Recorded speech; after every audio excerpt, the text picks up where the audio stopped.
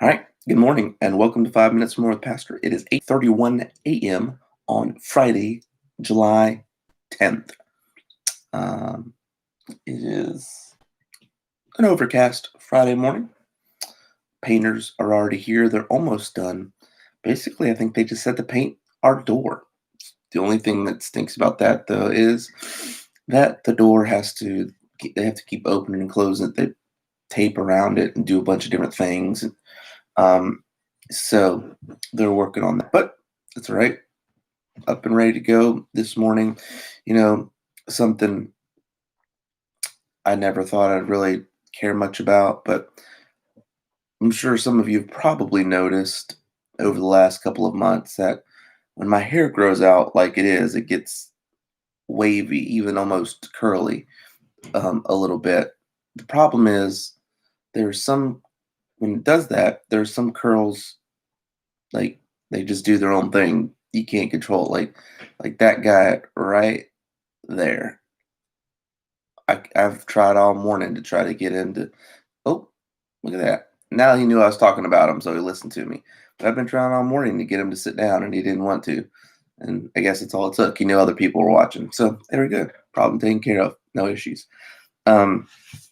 Anyway, I'm sure that's what you're here for, right? My hair issues. But let me share just a quick thought with you from Psalm 67, verses 1 and 2. Say this: it says, God be merciful unto us and bless us and cause his face to shine upon us, that thy way may be known upon earth, thy saving health among all the nations. So here we have David clearly asking for the blessings of God that are in accordance with his will.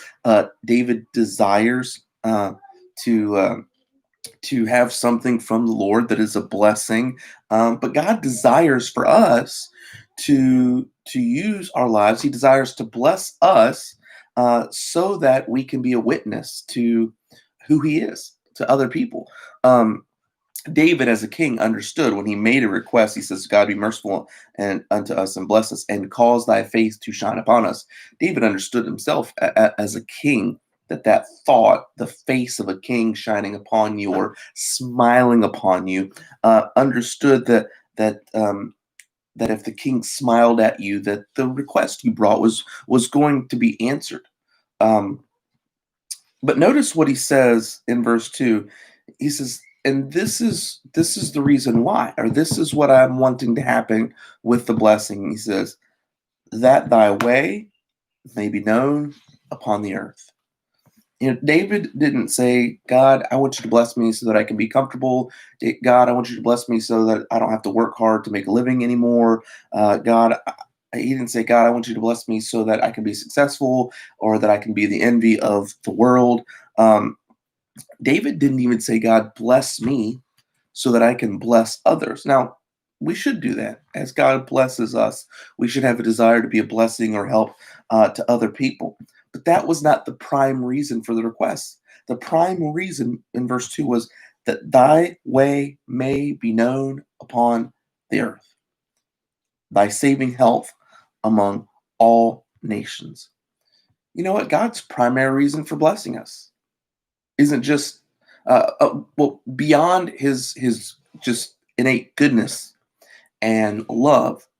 Beyond that, his reasoning for blessing us is so that he would be known in the earth among the nations.